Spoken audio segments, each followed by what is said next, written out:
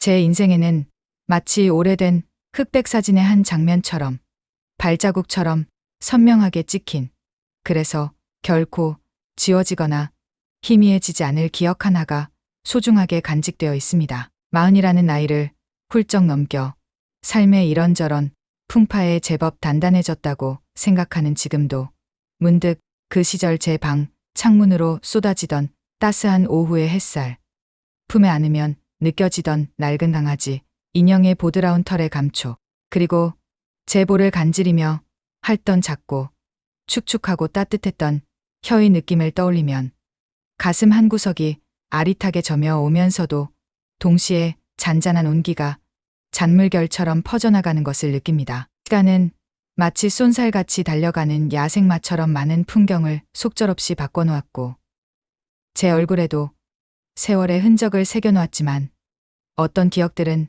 마치 오랜 시간 항해를 마치고 돌아온 배가 식고 온 보물처럼, 혹은 오래된 와인처럼 세월의 두께가 쌓일수록 그 의미와 감동이 더욱 깊어지고 풍부해지는 모양입니다. 어쩌면 제 삶의 가장 어둡고 외로웠던 긴 터널을 묵묵히 함께 걸어주며 멀리 보이는 출구를 밝혀준 한 줄기 열이고 작은 뒤치자, 제가 앞으로 어떤 마음으로 세상을 살아가야 할지 그 방향을 가르쳐준 따뜻하고 믿음직한 나침반이었는지도 모릅니다. 그 기억의 중심에는 지금은 제 곁에 없지만 영원히 제 마음속에 살아 숨쉬는 나의 작은 영웅 노엘이 있습니다. 저는 유난히 다른 아이들보다 내성적이고 낯을 많이 가리며 말수가 적은 아이였습니다. 제 생각과 감정을 표현하는 데 서툴렀고 늘 주눅이 들어있는 소극적인 아이였죠. 맞벌이로 늘 분주하셨던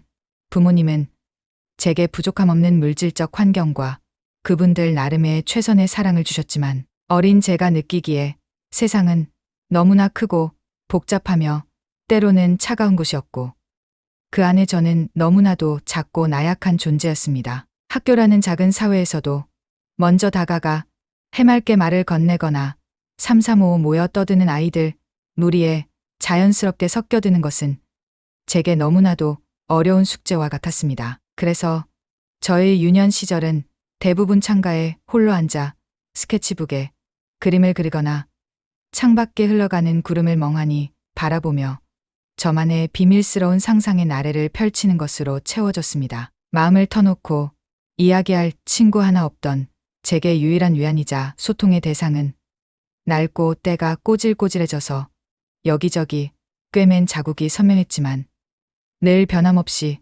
제 곁을 묵묵히 지켜주던 토끼 인형뿐이었습니다. 저는 그 봉제 인형에게 학교에서 있었던 사소한 일들, 속상했던 감정, 아무에게도 말 못할 비밀들을 밤마다 소곤소곤 털어놓았고 기쁜 일이 있거나 무서운 꿈을 꾼 날에는 그 인형을 꼭 껴안고 잠이 들곤 했습니다. 하지만 아무리 부드러운 손뭉치 인형이라도 제 마음 깊은 곳에 자리한 근원적인 외로움과 고독감을 온전히 달래주지는 못했습니다. 살아있는 따뜻한 온기를 가진 존재, 제 말에 귀 기울여주고 저를 바라봐 주는 눈빛을 가진 무언가와 진심으로 교감하고 싶다는 갈망은 제 마음속 깊은 곳에서 아주 작은 씨앗처럼 조용히 하지만 질기고 끈질기게 뿌리를 내리고 자라나고 있었습니다. 그러던 초등학교 3학년 겨울, 유난히 바람이 차고 손이 시렸던 어느 토요일 오후였습니다. 주중에 학교에서는 생명 존중을 주제로 한 교내 글짓기 대회가 열린다는 공지가 있었고 무언가 특별한 이야기를 찾고 싶었던 저는 엄마 손에 이끌려 참고 자료도 얻고 직접적인 경험도 해볼 겸 동네 한쪽에 자리한 유기동물 보호소를 처음으로 방문하게 되었습니다. 보호소 문을 열고 들어서자마자 코끝을 쿡 찌르는 퀴퀴한 소독약 냄새와 수많은 동물들이 내는 불안하고 슬픈 울음소리, 그리고 어딘지 모르게 침체되고 무거운 공기가 뒤섞여 어린 제게는 다소 충격적이고 가슴 아픈 공간으로 다가왔습니다. 좁고 차가운 철창 안에 위태롭게 갇힌 채 하나같이 잔뜩 겁먹은 눈으로 혹은 모든 것을 체념한 듯한 공허한 눈으로 바닥에 힘없이 웅크리고 있는 수많은 강아지와 고양이들. 어떤 아이들은 사람의 따뜻한 손길이 그리웠던지 제가 다가가자 간절한 눈빛으로 철창에 코를 힘껏 비벼대며 낑낑거리는 소리를 내기도 했고, 또 어떤 아이들은 깊은 상처를 입은 듯 철창 가장 안쪽 어두운 구석에 작은 몸을 최대한 숨긴 채 제가 다가가도 미동조차 하지 않았습니다. 그렇게 버려지고 상처받은 가엾은 생명들을 하나하나 나주하며 저는 말로는 도저히 표현할 수 없는 깊은 슬픔과 먹먹한 안타까움을 느꼈습니다. 왜 이 아이들은 여기에 이렇게 슬픈 눈으로 있는 걸까? 누가 이 아이들을 이렇게 만든 걸까? 하는 생각들이 어린 제 머릿속을 복잡하게 맴돌았습니다. 그때였습니다. 수많은 철창들 사이를 천천히 걷던 제 시선이 가장 구석지고 빛도 잘 들지 않는 어두컴컴한 철창 안에서 아주 희미하게, 그러나 분명히 꿈틀거리는 작은 그림자를 발견한 것은 알 수 없는 이끌림에 조심스럽게 그 철창 앞으로 다가가 귀를 기울여 보니 아주 가냘픈 숨소리가 들려왔습니다. 호기심과 약간의 두려움이 섞인 마음으로 철창 안을 자세히 들여다보니 온몸의 털이 회색 먼지와 뒤엉켜 원래의 색을 짐작하기 어려울 정도로 더러웠고, 군데군데는 털이 빠져 붉은 속살이 드러나 있거나 작은 상처까지 나 있는 아주 작은 갈색 강아지 한 마리가 온몸을 잔뜩 웅크린 채 극도의 경계심이 가득한 눈빛으로 저를 가만히 바라보고 있었습니다.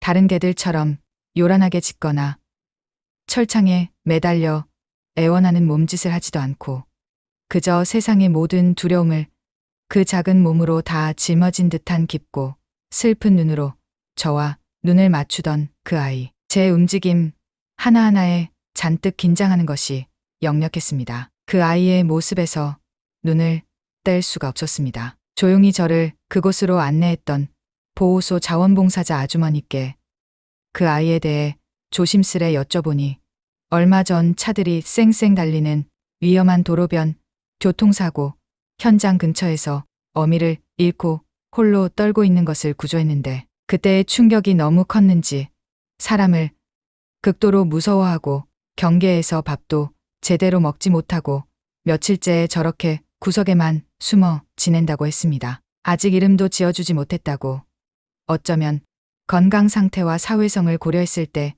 안락사될 가능성이 가장 높은 아이 중 하나라는 안타까운 이야기도 덧붙였습니다. 그 말을 듣는 순간 제 심장이 쿵 하고 내려앉는 것 같았습니다. 안락사라니요. 아직 제대로 된 이름조차 불려보지 못한 아이인데, 세상의 따뜻함이라고는 단 한 번도 느껴보지 못했을 것 같은 아이인데 그렇게 쉽게 생명을 거두어도 되는 걸까요? 순간 저는 그 작은 강아지의 검고 깊은 눈 속에서 마치 거울을 보듯 저와 너무나도 닮아있는 깊은 외로움과 세상에 대한 막연한 두려움을 잃었습니다. 아무에게도 쉽게 마음을 열지 못하고 다가오는 손길조차 믿지 못한 채 세상으로부터 스스로를 고립시키고 작은 껍질 속에 움츠러들어 있는 그 모습이 마치 학교에서 늘 혼자였던 제 자신을 보는 것만 같았습니다. 저도 모르게 눈물이 핑 돌았고 목이 메어왔습니다. 그리고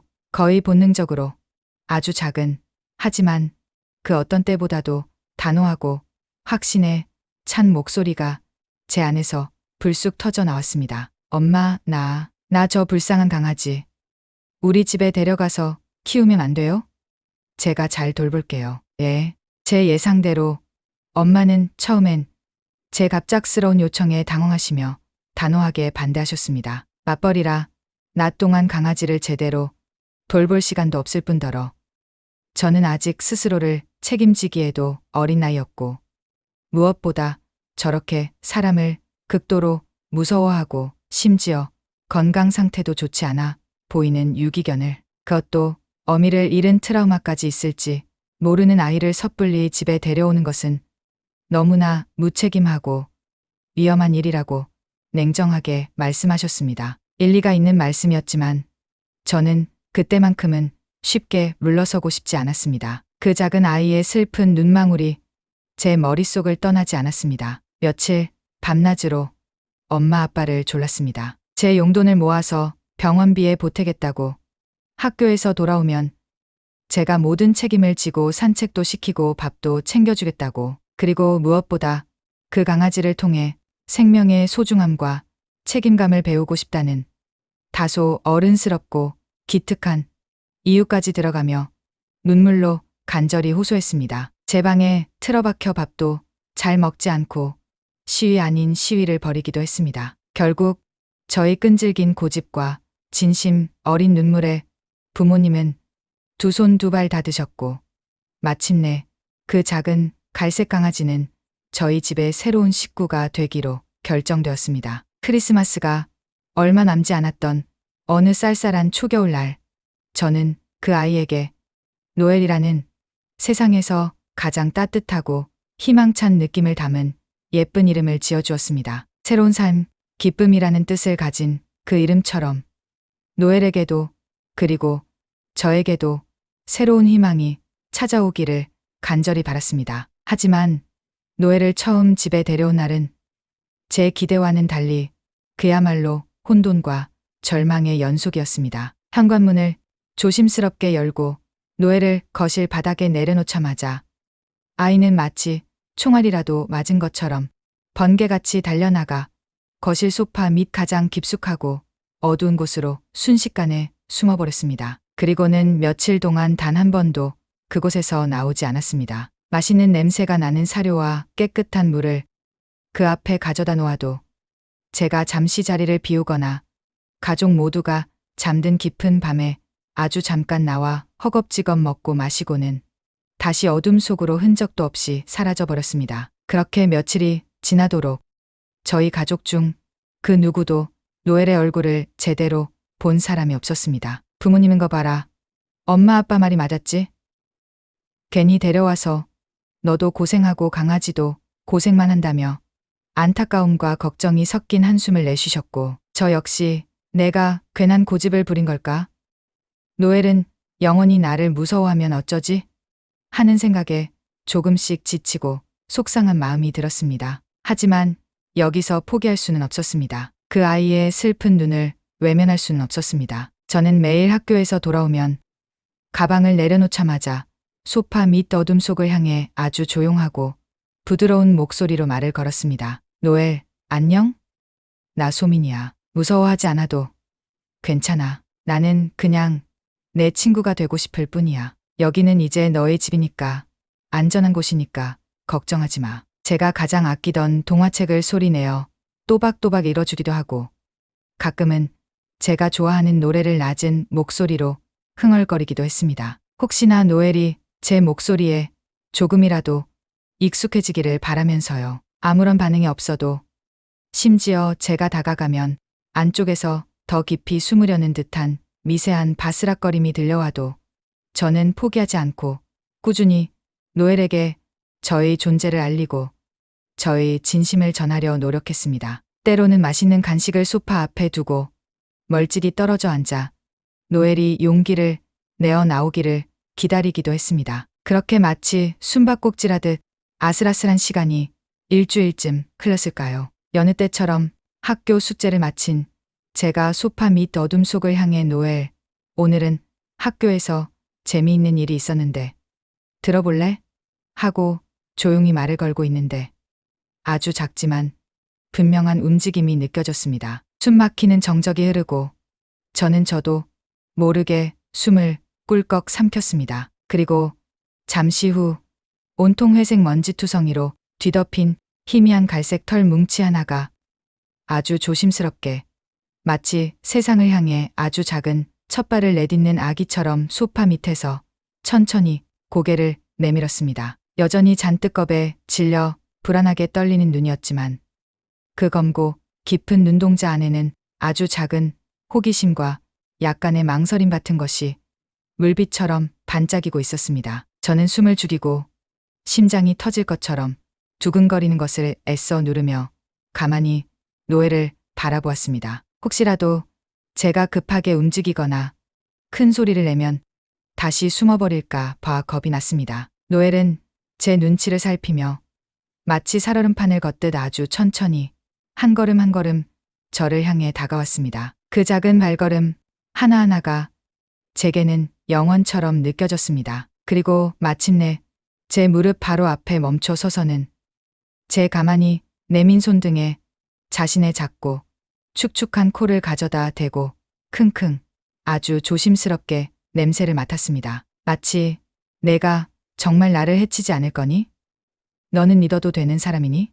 하고 온몸으로 묻는 것처럼요. 저는 떨리는 마음을 진정시키며 가만히 손을 뻗어 노엘의 작고 동그란 머리를 아주 부드럽게 깃털을 만지듯 쓰다듬었습니다. 노엘은 제 손길이 닿는 순간 온몸을 움찔하며 긴장했지만 놀랍게도 이내 제 손길을 피하지 않고 가만히 눈을 감았습니다. 그리고 아주 작게 거의 들릴 듯 말 듯 한 소리로 낑 하고 앓는 소리를 냈습니다. 그 순간 저와 노엘 사이에는 그 어떤 화려한 말이나 거창한 약속보다도 더 깊고 따뜻하며 진실한 교감이 침묵 속에서 흐르는 것을 느꼈습니다. 마치 아주 오랫동안 굳게 닫혀있던 서로의 마음의 문이 아주 천천히 삐걱이는 소리를 내며 조심스럽게 열리는 순간 같았습니다. 그 작고 연약한 생명체가 저를 믿어주기로 결심한 그 순간의 감동을 저는 평생 잊지 못할 겁니다. 그 운명적인 날 이후 노엘은 마치 마법처럼 점차 마음의 문을 활짝 열기 시작했습니다. 여전히 엄마 아빠나 낯선 사람이 집에 오면 구석으로 숨거나 경계하는 모습을 보이기도 했지만 제게만은 언제 그랬냐는 듯 꼬리를 프로펠러처럼 힘차게 살랑거리며 다가와 제 다리에 몸을 비비거나 무릎 위로 뛰어올라 애교를 부렸습니다. 제가 학교에서 현관문을 열고 들어서면 가장 먼저 달려 나와 껑충껑충 뛰며 저를 반겼고 제가 거실 소파에 앉아 숙제를 할 때면 책상 밑에 얌전히 엎드려 저를 가만히 올려다보았으며 제가 밤에 잠자리에 들면 어느새 제 침대 발치 따뜻한 곳에 작은 몸을 웅크리고 새근새근 함께 잠이 들었습니다. 온통 헝클어지고 윤기라고는 찾아볼 수 없었던 뻣뻣한 털은 저의 정성스러운 빗질과 향긋한 샴푸 목욕 덕분에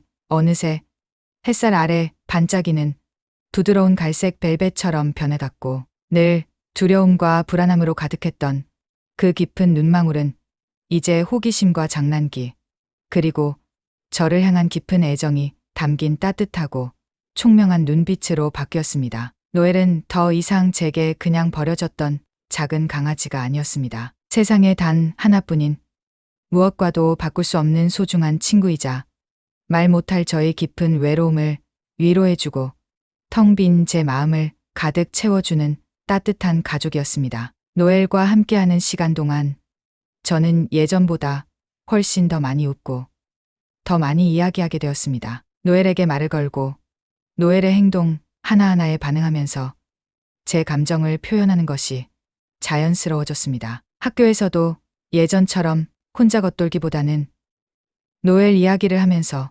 조금씩 친구들과 스스럼 없이 어울리기 시작했고 제 주변 세상은 마치 노엘이라는 작은 햇살이 비추기 시작한 것처럼 예전보다 훨씬 더 다채롭고 따뜻하며 생기 넘치는 색깔로 아름답게 채워지는 것 같았습니다. 소민이가 노엘을 데려오고 나서 정말 많이 밝아졌어요.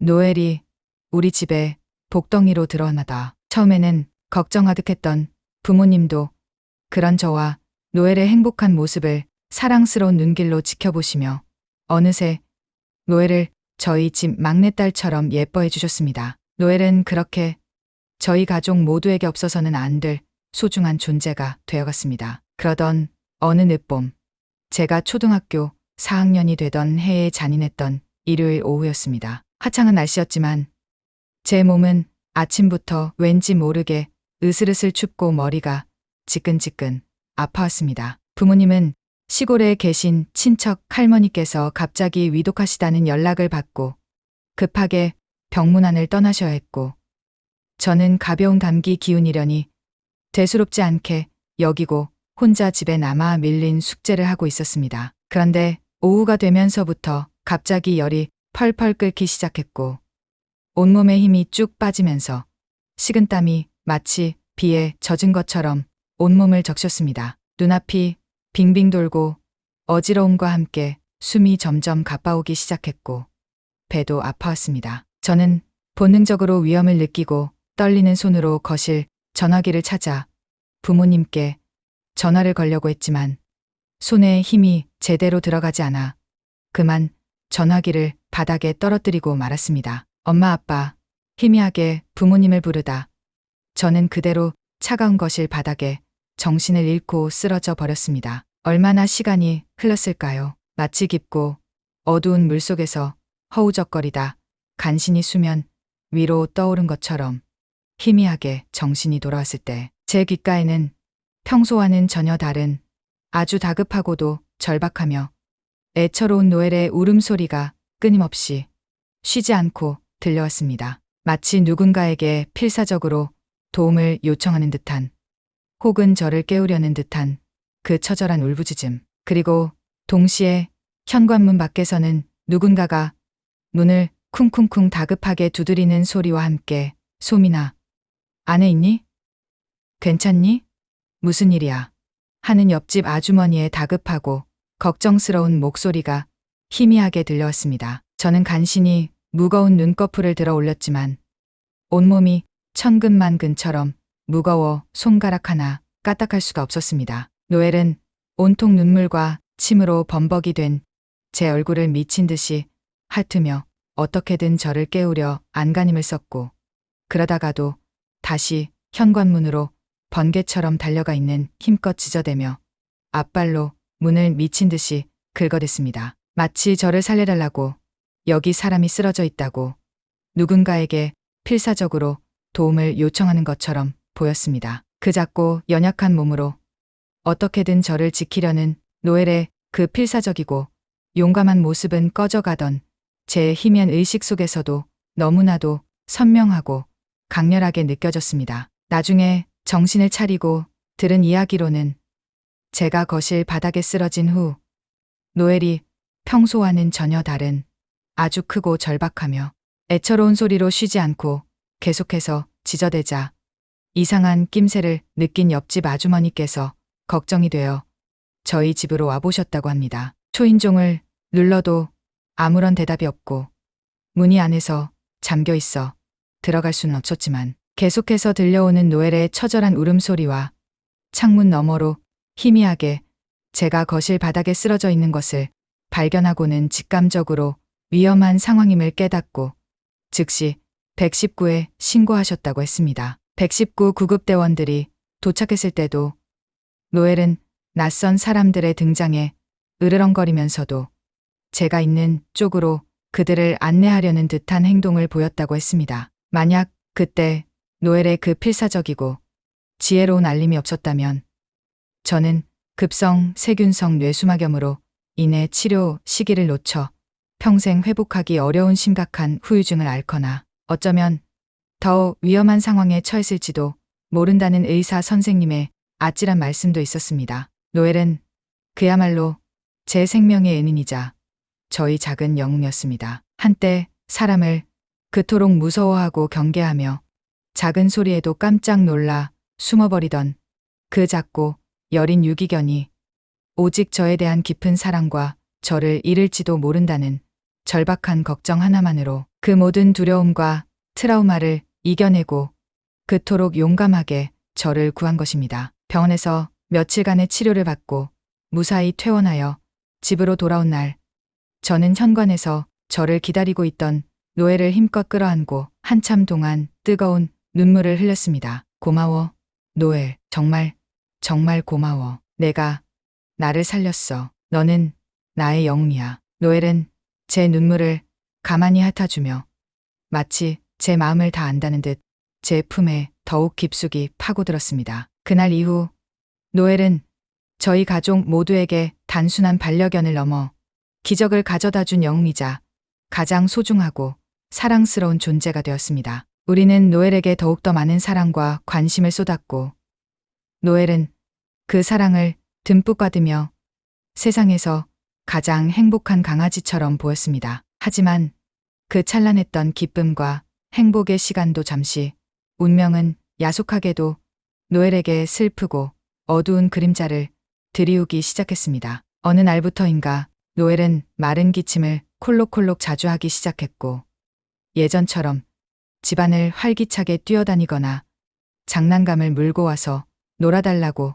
조르지도 못했습니다. 제가 가장 좋아하는 산책을 나가도 예전에는 신나서 앞장서 달려가던 아이가 이제는 조금만 걸어도 금방 숨을 헐떡이며 주저앉았고 평소 그렇게 좋아하던 고기 간식도 깨작거리며 잘 먹지 못했습니다. 걱정스러운 마음에 부모님과 함께 노엘을 데리고 동물병원을 찾았지만 병원에서는 노엘이 유기견 시절 구조되기 전 겪었던 심각한 교통사고의 후유증과 오랜 시간 열악하고 비위생적인 환경에서 지내면서 얻었을 영양실조 등으로 인해 폐와 심장이 이미 회복하기 어려울 정도로 많이 약해져 있으며 안타깝게도 이미 나이도 적지 않아 적극적인 치료가 쉽지 않을 것이라는 절망적이고 청천벽력 같은 진단을 내렸습니다. 수의사 선생님의 말씀을 듣는 순간 하늘이 무너지는 것 같았습니다. 저는 매일 밤 잠자리에 들기 전 노엘을 제 옆에 꼭 끌어안고 눈물을 삼키며 간절히 기도했습니다. 제발 노엘이 다시 예전처럼 건강해지게 해달라고, 저와 조금이라도 더 오랫동안 함께 행복한 시간을 보낼 수 있게 해달라고 밤하늘의 별을 보며 간절하고 또 간절히 빌었습니다. 부모님도 값비싼 약과 영양제를 구해와 노엘에게 먹이고 조금이라도 노엘의 건강에 도움이 될까 싶어 백방으로 알아보셨지만 노엘의 상태는 하루가 다르게 눈에 띄게 나빠져만 갔습니다. 이제는 스스로 걷는 것조차 힘겨워했고 숨 쉬는 것마저 고통스러워 보였습니다. 그 모습을 지켜보는 것은 제게 너무나도 큰 고통이었습니다. 그리고 마침내 마치 노엘의 슬픔을 위로하듯 비가 추적추적 하염없이 내리던 어느 늦여름 밤, 노엘은 힘겹게 숨을 몰아쉬다 제 품에 축 늘어지듯 안겨 아주 조용히 그리고 고요히 마지막 숨을 거두었습니다. 마치 아주 깊고 평화로운 잠에 빠지듯 아주 편안하고 온화한 얼굴이었습니다. 더 이상 아프지 않아도 된다는 안도감 때문이었을까요? 저는 차마 소리내어 울지도 못한 채 제 손길 아래에서 점점 싸늘하게 식어가는 노엘의 작고 가벼워진 몸을 그저 멍하니 하염없이 쓰다듬기만 했습니다. 세상이 온통 잿빛으로 변해버린 듯한 깊은 슬픔과 절망감, 그리고 무력감에 휩싸였습니다. 내 가장 친한 친구, 나를 세상에서 가장 순수하게 사랑해 주었고, 심지어 위험을 무릅쓰고 내 생명까지 구해준 나의 작고 용감했던 영웅, 그토록 소중하고 사랑스러웠던 노엘을 이렇게 갑작스럽고 허무하게 떠나보내야 한다는 사실을 저는 도저히 받아들일 수가 없었습니다. 심장이 갈기갈기 찢어지는 것 같았습니다. 노엘이 떠나고 난 후 집안에 남겨진 노엘의 빈자리는 너무나도 크고 싫었습니다. 집안 어디를 둘러보아도 노엘이 사용하던 밥그릇, 낡은 장난감, 함께 산책하던 목줄 등 노엘의 따뜻한 흔적이 고스란히 남아 있었고, 그럴 때마다 가슴이 미어지는 듯한 극심한 아픔과 그리움을 느껴야 했습니다. 한동안 저는 웃음을 완전히 잃었고 말수도 부쩍 줄어 예전의 내성적인 아이로 돌아간 것만 같았습니다. 노엘이 없는 세상은 다시 예전처럼 아무런 색깔도 온기도 없는 잿빛으로 돌아간 것만 같았습니다. 하지만 시간은 슬픔을 치유하는 가장 좋은 약이라고 했던가요? 시간이 흐르면서 깊은 슬픔 속에서도 노엘이 제게 온몸으로 남기고 간 소중하고 값진 가르침들을 아주 천천히 깨닫기 시작했습니다. 아무런 조건 없이 베푸는 순수한 사랑, 세상 모든 생명의 존엄성, 그리고 아무리 절망적인 상황 속에서도 결코 희망을 잃지 않고 맞서는 용기. 노엘은 그 짧고 고단했을지도 모르는 작은 생을 통해 제게 그 모든 것을 아낌없이 가르쳐주고 호련히 떠난 것이었습니다. 저는 노엘을 제 마음속 가장 깊고 따뜻한 자리에 소중히 묻고 노엘이 제게 보여주었던 그 조건 없고 따뜻한 사랑을 항상 기억하며 그 사랑을 다른 이들에게 나누며 살아가기로 굳게 다짐했습니다. 그리고 언젠가 제가 어른이 되면 반드시 노엘처럼 버려지고 아프고 외로운 다른 생명들을 돕는 사람이 되겠다고 제 자신과 그리고 저 멀리 하늘의 가장 밝은 별이 되었을 나의 작은 영웅 노엘에게 조용히 약속했습니다. 세월은 강물처럼 하염없이 흘러 저는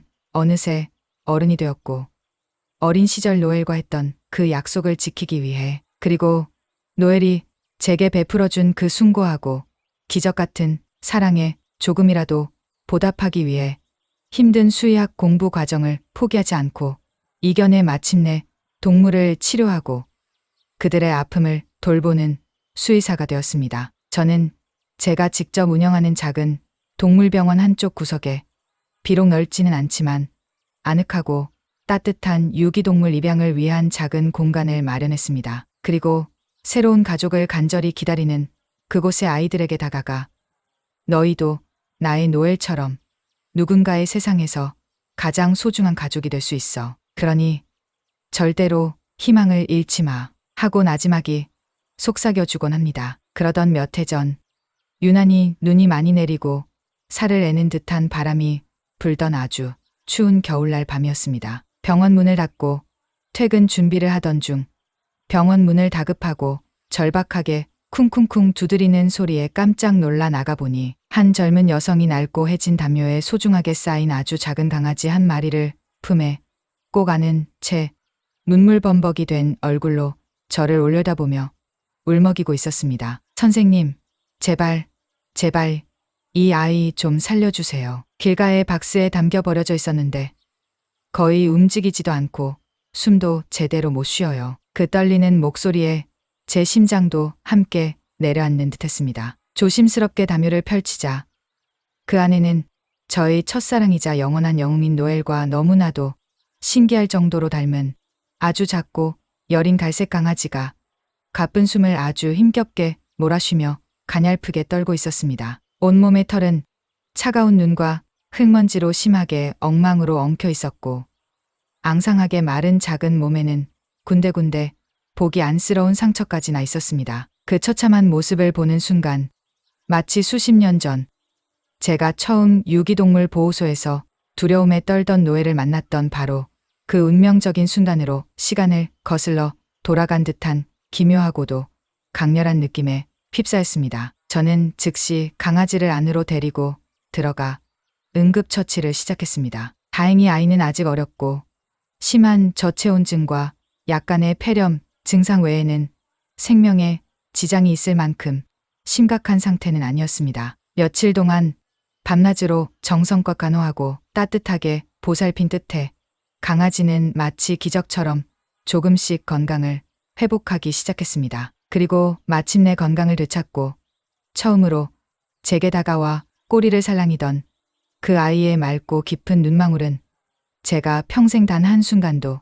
잊지 못할 나의 작은 영웅 노엘의 그 까맣고 깊고 슬펐지만 따뜻했던 눈과 놀랍도록 똑같이 닮아 있었습니다. 저는 그 아이에게 겨울이라는 추운 겨울을 이겨내고 봄을 맞이하라는 희망을 담은 이름을 지어주었습니다. 그리고 더 이상 단 한순간도 망설이지 않고 마치 오래전부터 정해진 운명처럼 겨울이를 저희 집의 새로운 식구로 따뜻하게 맞이했습니다. 마치 저 멀리 하늘에 있는 나의 노엘이 제게 잊지 말라고 그 약속을 계속 지켜나가라고 다시 한번 소중하고 아름다운 인연을 보내준 것만 같았습니다. 겨울이는 처음에는 노엘처럼 낯선 환경과 사람을 조금은 경계했지만 저희 변함없고 진심 어린 보살핌과 따뜻한 사랑에 점차 마음의 문을 활짝 열었고 지금은 제 곁을 단 한시도 떠나지 않는 세상에서 가장 애교 많고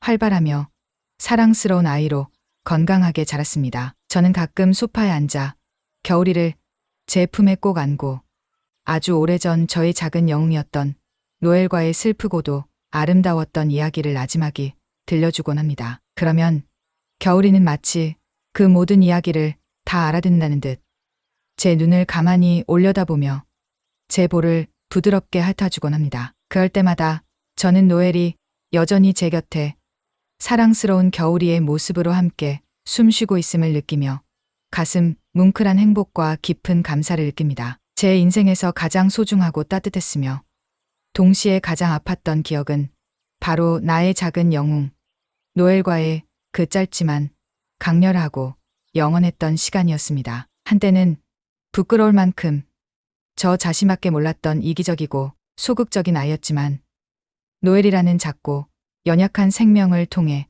진정한 의미의 조건 없는 사랑과 생명에 대한 깊은 책임감을 온몸으로 배웠고 세상 모든 생명의 소중한 가치를 뼛속 깊이 깨달았습니다. 그리고 그 작고 용감했던 영웅이 제게 마지막으로 남기고 간 그 무언의 약속은 제 삶의 방향과 가치관을 결정하는 가장 중요하고 변치 않는 이정표가 되었습니다. 지금 이 순간에도 세상 어딘가에는 차가운 길 위에서 혹은 어둡고 좁은 보호소 철창 안에서 버려지고 상처받은 채 두려움에 떨고 있는 수많은 또 다른 노엘들이 있을 것입니다. 그 작고 여린 생명들에게 진정으로 필요한 것은 어쩌면 거창하고 대단한 도움이 아니라 그저 따뜻한 눈빛과 진심이 담긴 부드러운 손길, 그리고 아주 작은 관심과 사랑일지도 모릅니다. 만약 여러분께서 우연히 길에서 혹은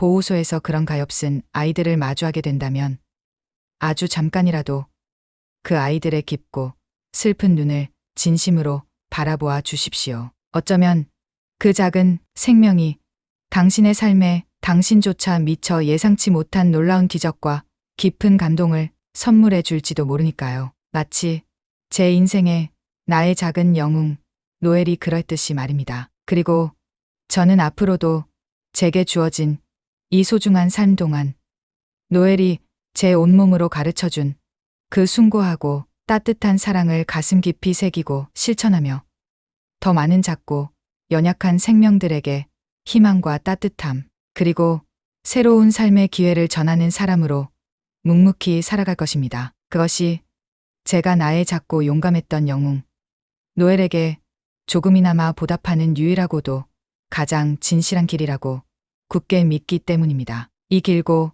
부족한 저의 이야기를 끝까지 들어주신 여러분께 진심으로 깊은 감사를 드립니다.